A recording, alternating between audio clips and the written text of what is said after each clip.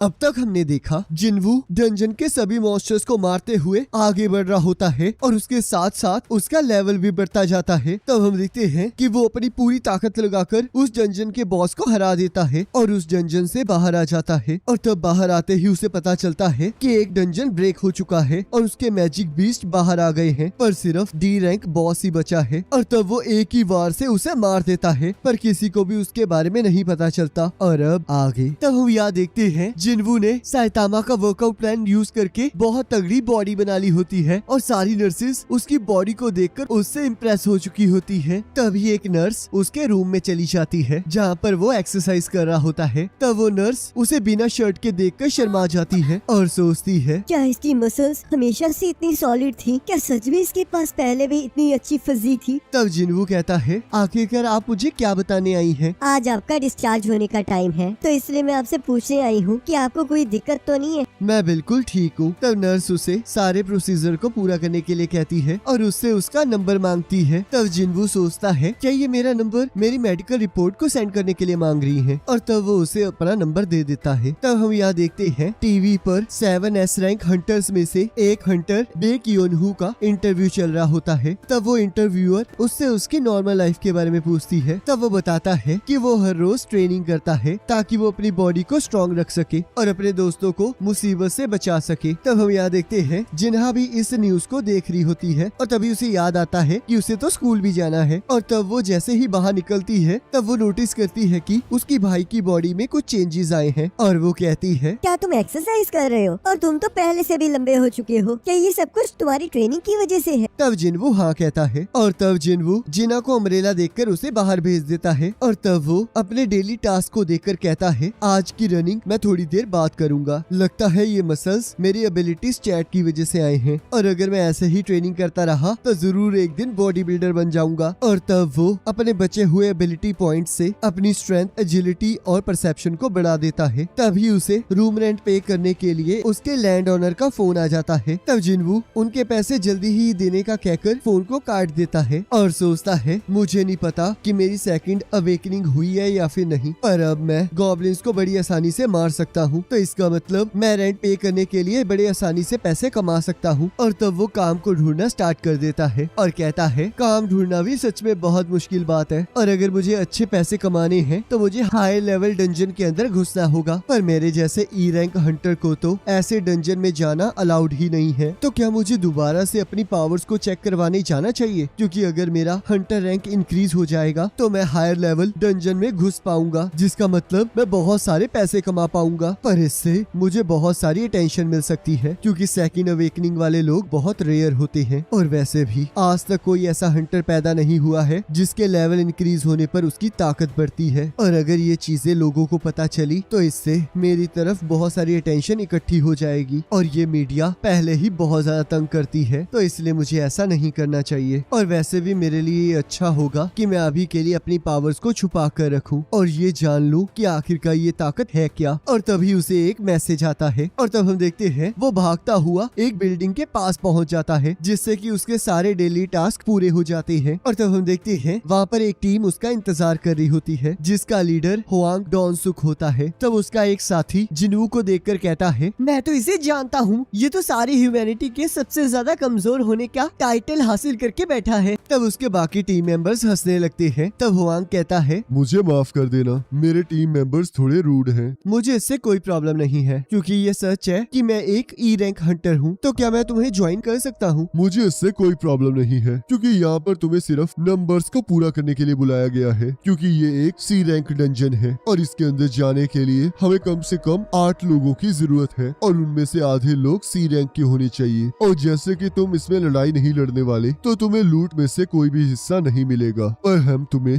2 million commission fees देंगे और ये कॉन्ट्रैक्ट इसी चीज का है। तब जिनवू देखता है कि हुआंग की टीम में 4 सी रैंक हंटर्स और 2 डी रैंक हंटर्स होते हैं और साथ में एक लो रैंकर भी होता है। और तब वो इसके लिए हाँ कह देता है और उनसे अपने काम के बारे में पूछता है। तब हुआंग कहता है, तुम हमारा लगेज उठाओगे, इसके अंदर हमारा खाना कपड़े और इक्विपमेंट्स है और साथ में एक फर्स्ट एड किट भी है। क्या तुम अपने साथ हीलर को नहीं लाए हो? हम जैसे प्राइवेट टीम वाले लोगों को हीलर्स को रिक्रूट करने में सच में बहुत मुश्किल होती है और वैसे भी हमने हमेशा बिना हीलर से लड़ाई की है, तो इसमें कोई प्रॉब्लम नहीं होगी। तब जिन्वू सोचता है, एक टीम जिसमें सिर्फ टैंकर्स और फाइटर्स भरे हुए हैं, ये लोग तो सच में बहुत लापरवाह हैं और एक हीलर का ना होना सच में बहुत प्रॉब्लम वाली बात है। और तब वो अपने कॉन्ट्रैक्ट को साइन कर देता है। तब हम देखते हैं वहाँ पर जिन्वू की तरह एक और हंटर होता है जिसका नाम यो जिनहो होता है और वो एक डी रैंक हंटर होता है। और तब वो कहता है, लगता है हम दोनों यहाँ पर नंबर्स को पूरा करने आए हैं। तब जिन्वू सोचता है, इस डी रैंक हंटर के पास तो सच में बहुत अच्छे इक्विपमेंट्स हैं। लगता है इसकी फैमिली बहुत ज्यादा अमीर है। लगता है तुम पहली बार सी रैंक डंजन में जा रहे हो, पर तुम चिंता मत करो, मैं तुम्हें बचा लूंगा। और तब वो लोग जाने के लिए तैयार हो जाते हैं। तब यो कहता है, क्या ये बैग तुम्हारे लिए ज्यादा भारी तो नहीं है? तब जिन्वू मना करता है और तब यो इधर उधर की बातें करने लगता है और जिन्वू उसे इग्नोर कर रहा होता है। और तब वो टीम डंजन के गेट तक पहुंच जाती है। तब हुआंग का एक साथी कहता है, क्या ये सच में एक सी रैंक डंजन है? तब हुआंग कहता है, इन्वेस्टिगेटर्स ने इसे 2 बार चेक किया है, तो इसमें कोई शक नहीं है कि ये एक सी रैंक डंजन है। तब यो कहता है, इसका गेट तो सच में बहुत ज्यादा बड़ा है, क्या हमें अंदर जाना चाहिए? तब जिन्वू कहता है, इस गेट का साइज इम्पोर्टेंट नहीं है, असली प्रॉब्लम तो ये है कि इसके अंदर किस तरह का मैजिक है। और एसोसिएशन इसी चीज को मेजर करके बताती है कि इस डंजन का लेवल क्या है। बी रैंक और उसके ऊपर वाले डंजन्स को बड़ी बड़ी ऑर्गेनाइजेशंस हैंडल करती हैं, पर सी रैंक डंजन इतना डेंजरस नहीं होता, तो इसलिए इसे कोई भी हैंडल कर सकता है। तुम्हें तो सच में इसके बारे में बहुत कुछ पता है। मैं काफी टाइम से हंटर रहा हूँ, तो इसलिए मुझे इस बारे में पता है। और सोचता है, पर मैं पहली बार सी रैंक डंजन के अंदर जा रहा हूँ। और तब वो लोग अंदर जाने लगते हैं और तब यो अपनी तलवार निकाल कर कहता है, चलो जिन्वू अंदर जाके लड़ते हैं। और तब वो लोग अंदर चले जाते हैं जहाँ बहुत ज्यादा अंधेरा होता है। और तब वो नोटिस करते हैं कि वहाँ पर कोई भी मैजिकल बीस्ट नहीं होता। तब जिन्वू सोचता है, इस जगह से तो मुझे उस टेम्पल की याद आ गई। तब यो कहता है, ये लुमिनेसेंट स्टोन क्या होता है? लुमिनेसेंट स्टोन्स चमकने वाले पत्थरों को कहते हैं, जो कि ऐसे गुफा जैसे दिखने वाले डंजन्स में आराम से मिल जाते हैं। और ये स्टोन वॉल्स और फ्लोर पर लगे होते हैं और लाइट को एमिट करके गुफा में रोशनी फैलाए रखते हैं। तो इसका मतलब मैजिक जेम्स मैजिक बीच से निकाले जाते हैं और मैजिक क्रिस्टल्स डंजन में से कलेक्ट किए जाते हैं और लुमिनेसेंट स्टोन्स गुफाओं में लाइट का काम करते हैं। ये तो सच में बहुत ज्यादा मुश्किल है। धीरे धीरे तुम सब कुछ सीख जाओगे। और तब हम देखते हैं वहाँ पर किसी को भी कुछ नहीं मिल रहा होता। तब यो कहता है, क्या कोई ऐसा डंजन हो सकता है जिसके अंदर कोई मैजिकल बीस्ट ही ना हो? तब जिन्वू उसे चुप रहने के लिए कहता है और ध्यान से आवाजों को सुनते हुए सोचता है, मैजिक बीस्ट यहीं पर है, बस वो खुद को शो नहीं कर रहे। और तब सभी लोगों को भी कोई आवाज सुनाई देती है। तब जिन्वू सोचता है, इतने अंधेरे में ग्रुप की तरह भागना और उस तरफ जाना जहाँ पर लाइट है, ये तो सिर्फ इंसेक्ट टाइप मैजिक बीस्ट हो सकते हैं। और तब वो इसके बारे में सभी को बता देता है। और तब वो देखते हैं कि उनके आसपास बहुत सारे होल्स होते हैं और उन्हें ये समझ नहीं आ रहा होता कि आखिरकार वो सारे इंसेक्ट्स उन पर हमला किस तरफ से करेंगे। तब जिन्वू को एहसास होता है कि वो सारे इंसेक्ट्स उनके ऊपर हैं और वो सभी को इसके बारे में बता देता है। तब हम देखते हैं कि हुआन अपने मैजिक से उन इंसेक्ट्स पर हमला कर देता है और तब हुएंग सभी इंसेक्ट्स को अपनी तरफ बुलाने लगता है और उसके बाकी साथी उन मॉन्स्टर्स को मारना शुरू कर देते हैं। तब जिन्वू सोचता है, ये तो एक टॉन्टिंग स्किल है, ये सी रैंक हंटर्स तो सच में बहुत ज्यादा बढ़िया हैं। और तब हम देखते हैं वो लोग टीम में बहुत अच्छे से काम कर रहे होते हैं और तब कुआन अपनी पावर को इकट्ठा करने लगता है और उन मॉन्स्टर्स पर हमला कर देता है, जिस वजह से हम देखते हैं वहाँ पर बहुत बड़ा धमाका हो जाता है। तब हुआंग बाकी लोगों को बाकी मॉन्स्टर्स पर हमला करने के लिए कहता है। तब जिन्वू सोचता है, इनका टीम वर्क तो सच में बहुत कमाल का है, जिसका मतलब ये लोग बहुत अरसे से इकट्ठे काम कर रहे हैं और क्योंकि इनके पास हीलर नहीं है तो इनका लड़ाई का तरीका बहुत ज्यादा रफ है। और अगर मैं यो की बात करूं तो इसके इक्विपमेंट्स इसकी कम पावर को कवर अप कर रहे हैं। सभी लोग सच में बहुत अच्छा कर रहे हैं, पर मुझे कुछ गड़बड़ लग रही है। और तब हम देखते हैं वो अपनी एक लात से एक मॉन्स्टर को मार देता है और तब हम देखते हैं वो लोग सारे मॉन्स्टर्स को मार देते हैं। तब हॉन्ग कहता है, तो चलो फिर सभी मैजिक जेम्स को इकट्ठा कर लें और आपस में बांट लें। और तब हम देखते हैं सभी लोग इस काम में जुट जाते हैं। तब हॉन्ग कहता है, थैंक यू जिन्वू, अगर तुम ना होते तो हमें कभी पता ही नहीं चलता कि वो लोग हम पर कहां से अटैक करने वाले हैं। और आखिरकार तुम्हें इसके बारे में पता कैसे चला? तब जिन्वू कहता है, ये तो बस मेरा अंदाजा था। तब कुआन हुआंग को अपने पास बुलाता है और कहता है, जरा यहाँ देखिए, इन मॉन्स्टर्स को देखकर लग रहा है इनकी मौत किसी के काटने की वजह से हुई है। ये तभी हो सकता है जब मॉन्स्टर्स जगह के लिए एक एक दूसरे से लड़ते हो। अगर ऐसी बात है तो यहाँ पर एक स्ट्रॉन्ग मैजिक बीस्ट भी होगा। तो होंग सोचता है तो इसका मतलब यहाँ पर एक ऐसा मॉन्स्टर भी है जो कि इन सबसे ताकतवर है, तो इसका मतलब इसमें तो और भी ज्यादा मजा आने वाला है। तब यहाँ जिन्वू को कुछ अजीब लग रहा होता है और तब वो यो से कहता है तुम्हारी स्वॉर्ड और शील्ड थोड़ी महंगी है ना? तब यो हाँ कहता है। तब जिन्वू कहता है अगर ऐसी बात है तो अपना थोड़ा ध्यान रखना। और तब हम यहाँ देखते हैं कुछ लोग जिम में एक्सरसाइज कर रहे होते हैं और तभी वहाँ पर जमीन हिलने लगती है। तब एक पर्सन कहता है क्या ये किसी चीज के फटने की आवाज है? तब दूसरा पर्सन कहता है शांत रहो, ये चीज हमेशा ही होती रहती है, जरा ध्यान से देखो, इस ऑर्गेनाइजेशन का ओनर ट्रेनिंग कर रहा है। और तब हम यहाँ देखते हैं योनहो ने एक दीवार में छेद कर दिया होता है और वो कहता है मेरा तो अभी वार्म अप भी नहीं हुआ है, तो इसलिए इसे जल्दी से साफ कर दो। तब यो कहता है ये डंजन तो सच में बहुत बड़ा है और हमें तो कोई मैजिकल बीस्ट भी नहीं मिले हैं और तुम कब से इन बैग्स को लेकर घूम रहे हो? क्या तुम ठीक हो ना? मैं बिल्कुल ठीक हूँ और वैसे भी मुझे बिना लड़े यहाँ पर पैसे मिल रहे हैं। और सोचता है ये डील कुछ ज्यादा ही अच्छी है। मुझे तो लगता है दाल में कुछ काला है। ये एक लड़ाई की टीम है पर फिर भी इनके पास कोई हीलर नहीं है। तब होंग कहता है ये कितनी अजीब बात है कि हमारे यहाँ तक आने तक हमें कोई भी अनइंजर्ड मैजिक बीस्ट नहीं मिला। तब क्यूआन कहता है बॉस यहाँ पर कहीं आसपास ही होना चाहिए। हमें जल्द से जल्द बॉस को ढूंढना होगा, नहीं तो गेट नहीं खुलेंगे। और तब वो लोग आगे बढ़ने लगते हैं और उन्हें रास्ते में बहुत सारे जाले दिखाई देते हैं और तभी वो अचानक से एक रूम में पहुंच जाते हैं जहाँ पर उन्हें बहुत सारे माना क्रिस्टल्स मिलते हैं। तब यहाँ होएंग सोचता है डोंगसू, मैंने तुम्हें पहले ही कहा था कि तुम हमेशा सही नहीं हो सकते हो। मैं वो बंदा नहीं रहा जो कि हमेशा अपने छोटे भाई की बात सुनता रहता था। अब मैं इन सभी मैजिक क्रिस्टल्स को यूज करके अपनी एक टीम बनाऊंगा। और तब सभी लोग उन सभी मैजिक क्रिस्टल्स को आपस में बांटने के बारे में बातें कर रहे होते हैं। तब यो कहता है जिन्वू क्या मैं तुम्हारा कॉन्ट्रैक्ट देख सकता हूँ? और चिंता मत करो, मुझे थोड़ी बहुत वकालत आती है। तब जिन्वू उसे अपना कॉन्ट्रैक्ट दे देता है। तब यो हुआंग से कहता है जिन्वू के कॉन्ट्रैक्ट के अकॉर्डिंग आप उसे किसी भी लूट में हिस्सा नहीं देंगे, पर माना क्रिस्टल्स लूट का हिस्सा नहीं है, तो इसलिए इन माना क्रिस्टल्स को 7 की जगह 8 पार्ट्स में डिवाइड करना होगा। तब होंग कहता है तुम बिल्कुल सही कह रहे हो, हमें इसे 8 पार्ट्स में डिवाइड करना चाहिए, पर उससे पहले हमें इस मैजिक बीस्ट का कुछ करना होगा। ये यहाँ का डंजन बॉस है और इसे हराकर ही हम गेट को बंद कर सकते हैं, तो इसलिए हमें मैजिक क्रिस्टल्स को इस बॉस को हराने से पहले यहाँ से निकालना होगा। पर आज हम लकी हैं कि ये आज सो रहा है, तो चलो फिर अब इन सभी मैजिक क्रिस्टल्स को तोड़ना स्टार्ट करें। और तब वो अपने साथी से उनके टूल्स के बारे में पूछता है। तब वो पर्सन कहता है मुझे माफ कर देना, पर वो गाड़ी में रह गए हैं। तब होएंग जिन्वू और यो को वहीं पर रुकने के लिए कहता है और तब वो लोग टूल्स ले आने के लिए वहाँ से जाने लगते हैं। तब होएंग कहता है चिंता मत करो, तुम लोग यहाँ पर सेफ रहोगे और अगर तुमने उसे गुस्सा नहीं दिलाया तो तुम्हें कुछ नहीं होगा। और तब वो लोग वहाँ से चले जाते हैं। तब जिन्वू सोचता है रूल्स के अकॉर्डिंग सी रैंक डंजन में कम से कम 8 लोग जाने चाहिए, पर मुझे और यो को छोड़कर ये पूरी टीम 6 मेंबर्स की है और होएंग के हिसाब से उन्होंने पहले भी बहुत सारे सी रैंक डंजन्स पूरे किए हैं, तो इसका मतलब उनके पास पहले ही वो मेंबर्स होने चाहिए जो कि 8 की टीम को पूरा कर सके। और तब होएंग कोएन को बॉस वाले गेट को बंद करने के लिए कहता है और तब हम देखते हैं कोएन वहाँ की एंट्रेंस को बंद कर देता है, जिसे देखकर यो शॉक हो जाता है और कहता है क्या इन लोगों ने हमें धोखा दिया है? तब जिन्वू सोचता है मुझे पहले से ही इन पर शक था। और तब उसे मिस्टर सॉन्ग की बात याद आती है जिन्होंने उसे कहा था कि कभी कभी तुम कुछ ऐसे लोगों के साथ टकराओगे जो कि गिरे हुए होंगे और तुम उस टाइम कुछ नहीं कर पाओगे। ये काम सच में बहुत ज्यादा डेंजरस है और इसमें बहुत सारे एक्सीडेंट्स होते रहते हैं और अगर कोई एक्सीडेंट हो भी जाता है तो किसी को भी उसके बारे में बताया नहीं जाता, क्योंकि क्राइम रेट पहले से ही बहुत ज्यादा है और वैसे भी डंजन में कोई भी सीसीटीवी कैमरा नहीं होता, तो इसका मतलब अगर वहाँ पर कोई भी लोग मर जाएं तो उसका कोई एविडेंस नहीं होगा। कुछ लोग इतने घटिया होते हैं कि वो कमजोरों को चारा बनाते हैं और उन्हें उसी डंजन में मरने के लिए छोड़ देते हैं। तब यहाँ यो कहता है मुझे यकीन नहीं हो रहा कि ये लोग कुछ मैजिक क्रिस्टल्स के लिए हमें मार डालेंगे। मैंने शायद कॉन्ट्रैक्ट के बारे में कुछ ज्यादा ही कह दिया। तब जिन्वू सोचता है तुम गलत सोच रहे हो, क्योंकि अगर हमने ज्यादा शोर मचाया होता तो वो लोग हमें वही मार देते। और तब हम देखते हैं उस डंजन का बॉस जाग जाता है। तब यो कहता है जिन्वू मेरे साथ रहना, मैं तुम्हें बचाऊंगा। तब जिन्वू सोचता है हम लोग वहाँ से बाहर निकल सकते हैं, तो शायद उनका प्लान भी यही था। ये एक सी रैंक बॉस है और मैं एक ई रैंक हंटर, हम दोनों की ताकत तो सच में बहुत बड़ा फासला है, पर ये सब कुछ उस पुराने डंजन के सामने कुछ नहीं है। और तब वो यो से कहता है जरा पीछे होइयो, मैं इसे संभालता हूँ। और तब वो अपनी तलवार को बुला लेता है और कहता है मैं इसे मार कर रहूंगा। गाइस, क्या आपको नहीं लगता कि इसकी एंडिंग बहुत ज्यादा बेकार थी? अभी तो यार मजा आना था, अब हमें फिर से एक हफ्ता इंतजार करना पड़ेगा। बाकी आप मुझे कमेंट करके जरूर बताना कि आपको ये वाला एपिसोड कैसा लगा है। बाकी नेक्स्ट एपिसोड का लिंक आपकी स्क्रीन पर आ रहा होगा और उस पर क्लिक करके अगले एपिसोड को देख सकते हो।